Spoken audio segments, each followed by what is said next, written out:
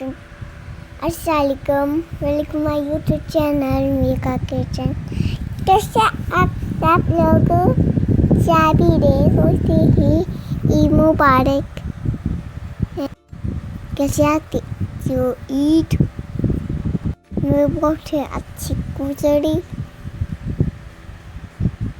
आज हम चले हिबा के घर में अनीशा के साथ और मैं जा रही हूँ और हम की समस्या करें मेरे साथ। आज पास और कितनी पारस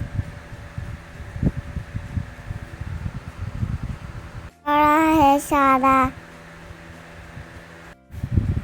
गाड़ी तेज चल रही है। अभी मेरे साथ शेयर करें पहले मेरे मामा के वीडियो को लाइक करें, सब्सक्राइब करें, फिर मैं आपको बताऊंगी, फिर मैं आपकी जो मुझसे बातें थी बताऊंगी। ये कितना प्यारा खूबसूरत मंजर है।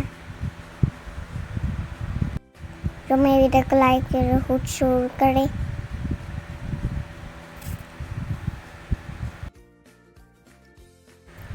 चाबी रेहो से और फेस बाय बाय।